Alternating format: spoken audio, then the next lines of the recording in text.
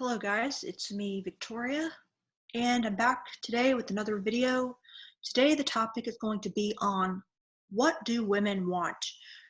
What are kind of the deep universal themes that I see that women really want as evidenced by popular culture, movies, TV shows, books, romance novels, and just, the themes that I hear from talking with women, being one of uh, six girls in my family.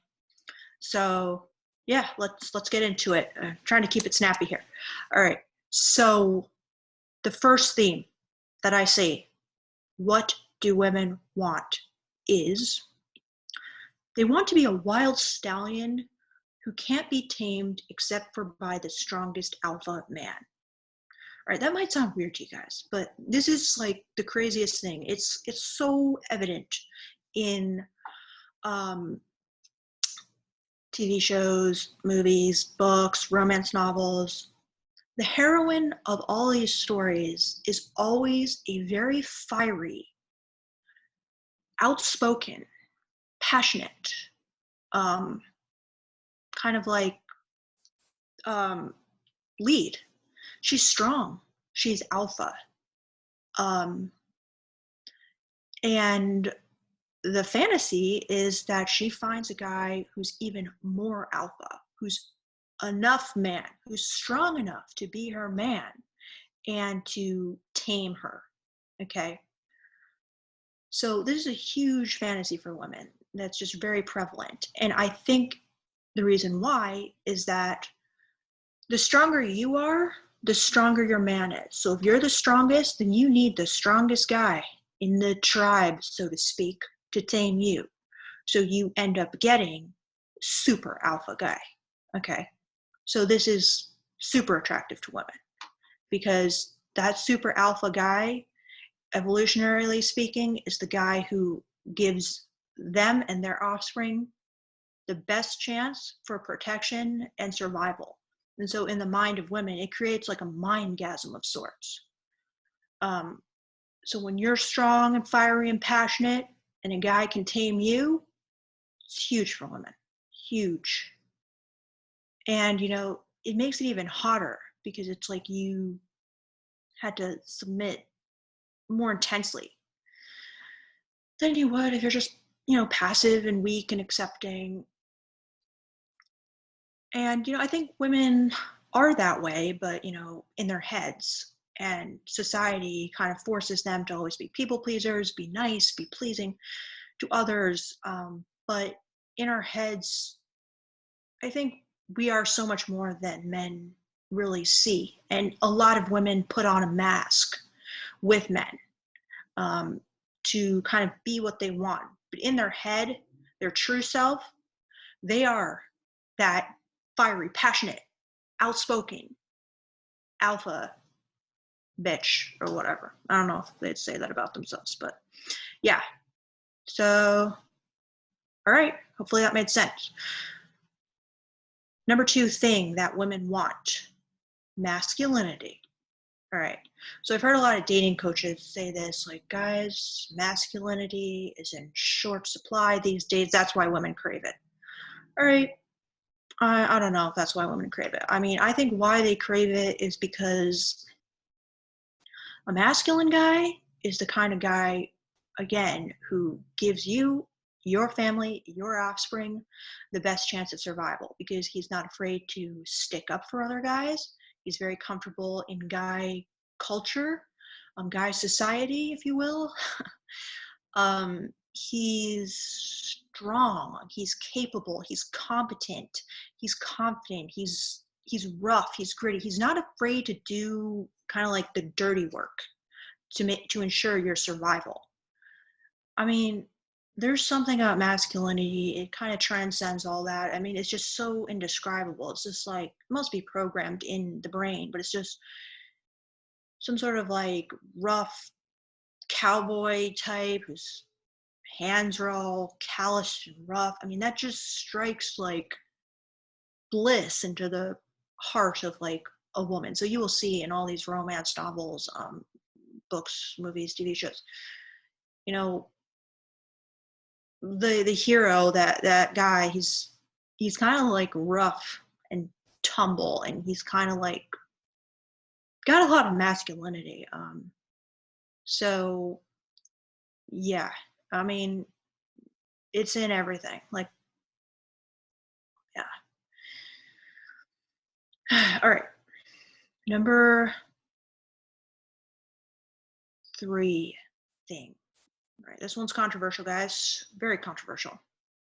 Uh, yeah. So number 3 thing is they want ownership by one man. Probably sounds crazy, right? But I really think that is what kind of like subconsciously true love really symbolizes and is for women. They want one man, they want that true love, blissful union, this deep, deep relationship with one man. And they want that guy to kind of own their body, heart, and soul. That's a huge thing in romance novels. You'll see it, okay? It's like forever yours, or like only his, or owning me, like body and soul. I don't know. Um, yeah. So why? Why is this so big for women? Why would they want ownership? That's insane, right? Well, guys, women have to choose carefully their guy. Okay, they have to find. They only have a certain number of eggs, and they can only have a certain number of babies over a lifetime. So they want the best. They want the best quality genes, and the guy who will invest the most in raising their baby with them and protecting them. And I think love for women is like they want to give what they have as a gift to one man. That's how I felt. That's really how I feel. It's like, all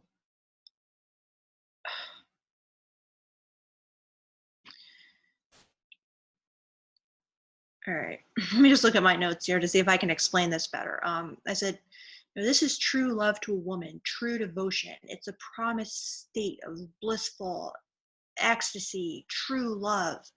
They're drawn and lured to it like a moth to a flame. I think that's why, women are always just so obsessed with kind of like finding that relationship of their dreams. Whereas guys are like, hey, why don't we just, have casual sex? And women are obsessed with this idea of the relationship because it symbolizes something much deeper to them. It symbolizes this really deep state of like devotion, love, service, and the guy protecting them, owning them, taking care of them. And then they can, just focus on taking care of the baby. I think that's what it is deep down. All right. And, there's a darker vibe here that it goes to as well, this concept of ownership, which is leading me to my 4th thing that women want, which is they want to be objectified, owned, and controlled a little bit for their femininity and beauty. Yeah, this is controversial as well. It's a huge theme, though, in these books, movies, and TV shows. You will see. A lot of times this role is given to the villain. She gets kidnapped. For example, in Outlander, she gets kidnapped by the bad guy, and he's always like controlling her and almost raping her. And it's almost like, those desires are pushed off onto like the villain. But it's big for women, because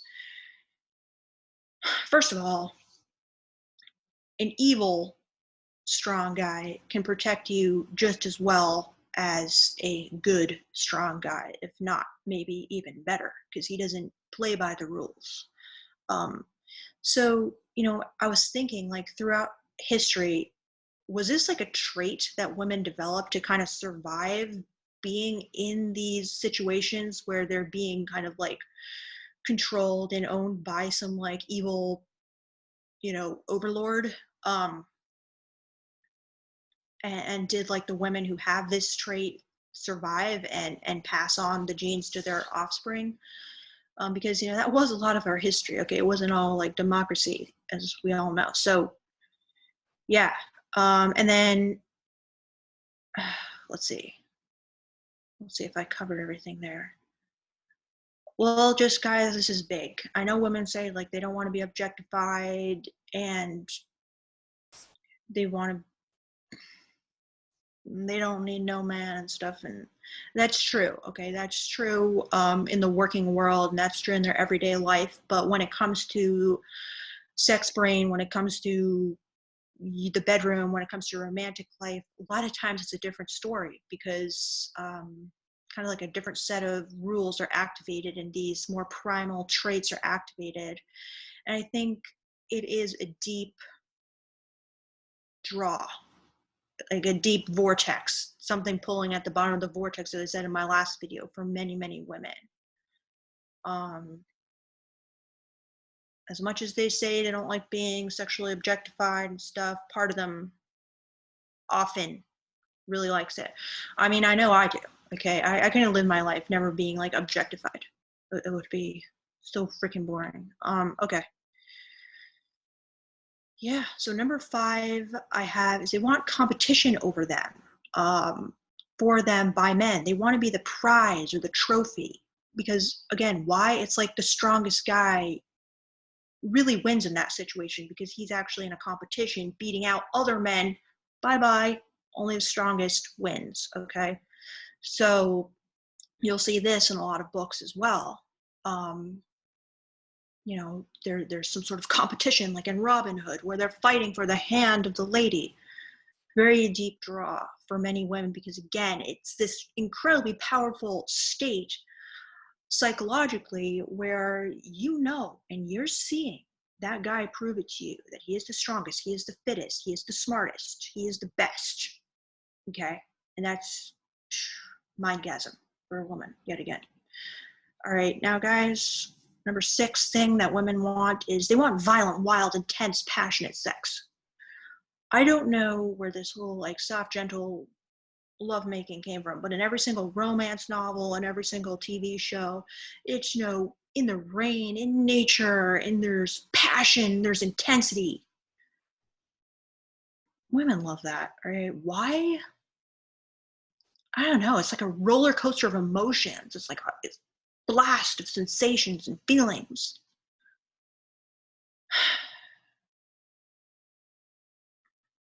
I don't know. I mean, personally, I think that gentle, candlelit lovemaking is appropriate after kind of like a intense emotional roller coaster is kind of like the soothing edge to something different. But guys, they want intensity.